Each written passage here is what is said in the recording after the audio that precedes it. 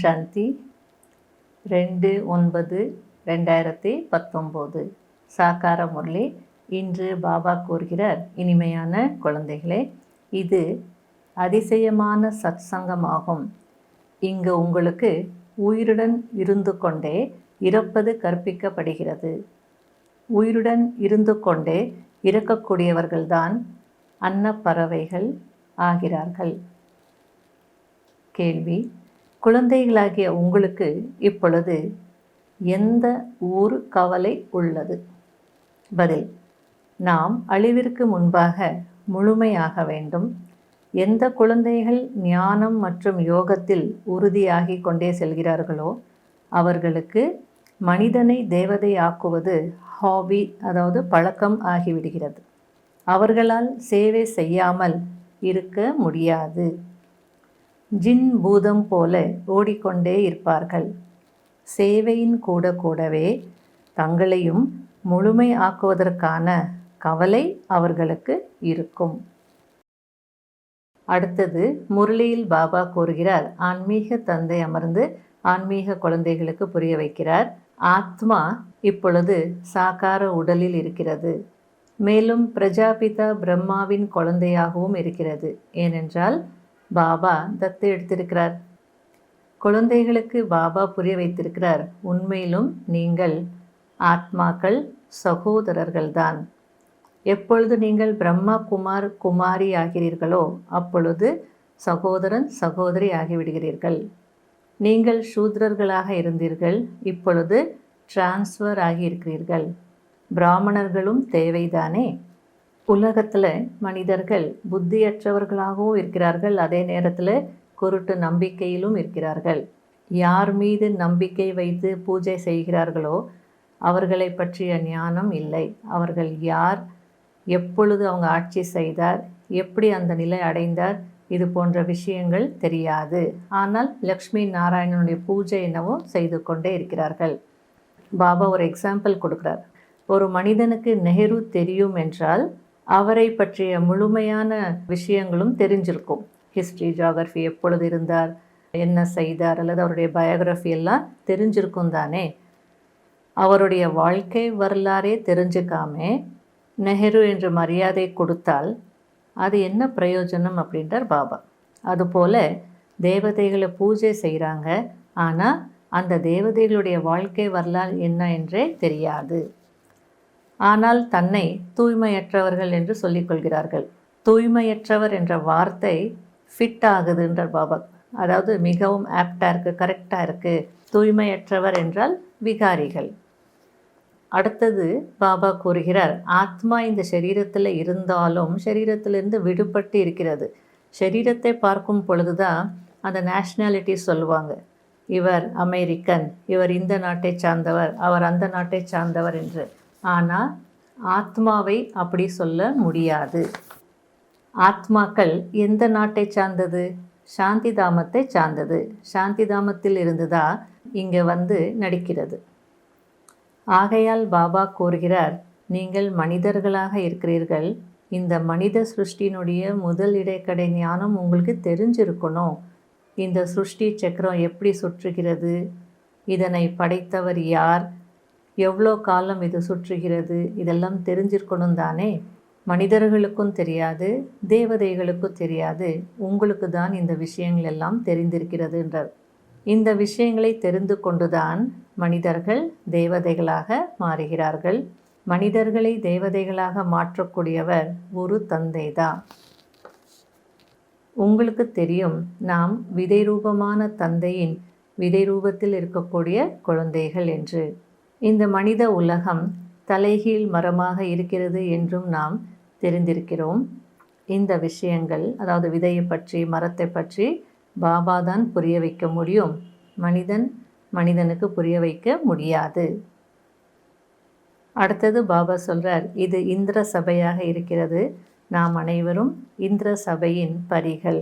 இந்த உலகத்தில் கூட யாராவது அழகாக இருந்தால் இவர்கள் தேவதை போல, பரி போல இருக்கிறார்கள் என்று சொல்லுவார்கள்.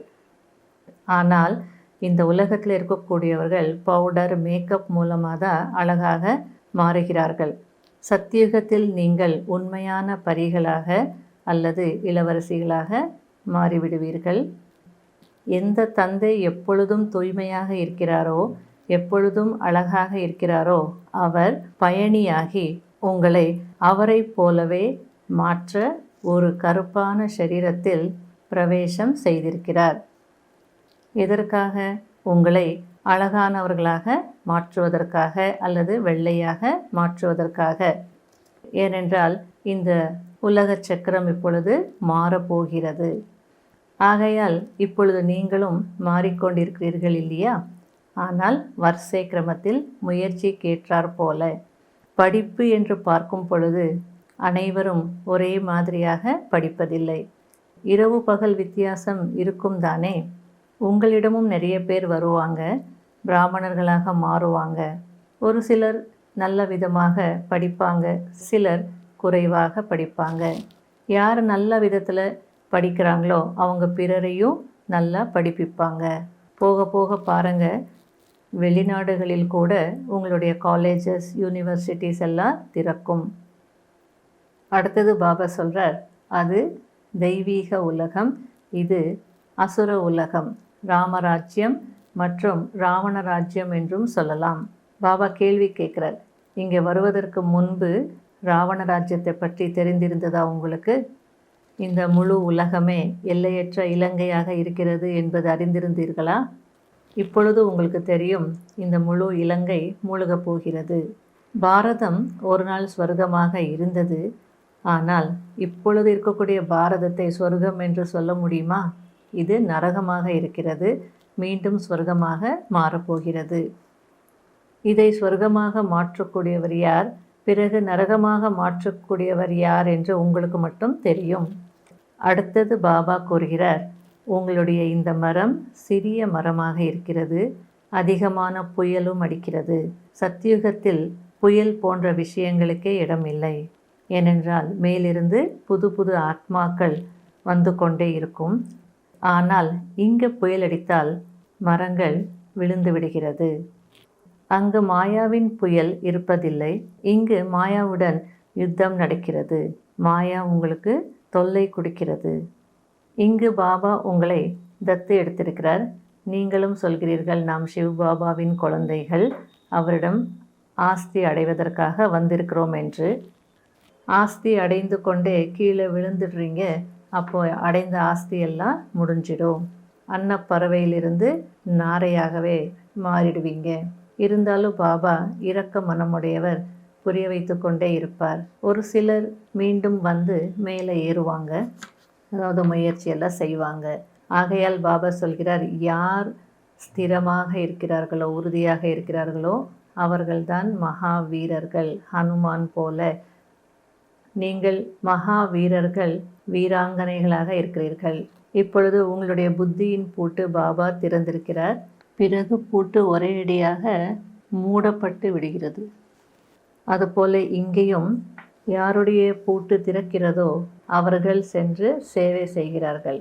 பாபா சொல்கிறார், போய் சேவை செய்யுங்கள், சாக்கடையில் விழுந்திருக்கக்கூடியவர்களை எல்லாம் வெளியேற்றுங்கள். அந்த அளவற்ற சுகத்தை அடைவதற்காக தான் இங்கே வந்திருக்கிறீர்கள். ஆகையால் எவ்வளவு குஷி இருக்க வேண்டும், அதே நேரத்தில் எச்சரிக்கையாகவும் இருக்க வேண்டும். இது எல்லையற்ற படிப்பாக இருக்கிறது. ஆகையால் குழந்தைகளுக்கு மிகவும் கவனம் இருக்க வேண்டும். அடுத்தது பாபா கூறுகிறார், கிருஷ்ண பகவான் உவாச் என்று ஏன் நினைக்கிறார்கள் என்றால், கிருஷ்ணர் நெக்ஸ்ட் டு காட் இல்லையா, இறைவனுக்கு அடுத்தபடியாக இருக்கக்கூடியவர். சிவ்பாபா சொர்க்கத்தை ஸ்தாபனை செய்யக்கூடியவர், இவர் நம்பர் 1 வரக்கூடியவர். ஆகையால் அவரும் இவரும் ஏறக்குறைய ஒன்றுதான் அப்படின்னு நினைத்திருக்கலாம்.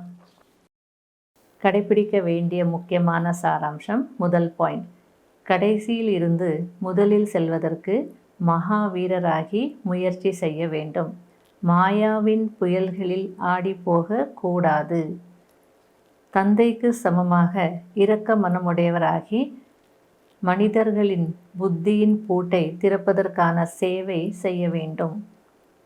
2வது பாயிண்ட், ஞானக் கடலில் தினமும் குளித்து இளவரசி ஆக வேண்டும்.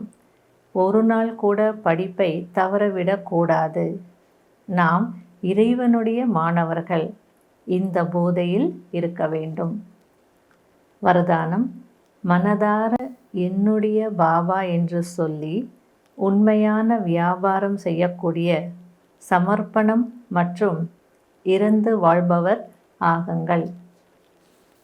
பிரம்மா குமாரி ஆகுவது என்றாலே சரெண்டர் ஆகுவது என்று அர்த்தம். மனதார சொன்னீர்கள் மேரா பாபா என்று. அப்போது பாபாவும் சொல்கிறார், குழந்தைகளே, அனைத்தும் உங்களுடையது என்று. நீங்கள் குடும்பத்தில் இருக்கக்கூடியவர்களாகவும் இருக்கலாம், அல்லது சென்டரில் இருக்கக்கூடியவர்களாகவும் இருக்கலாம். மனதார மேரா பாபா என்று சொன்னீர்கள்.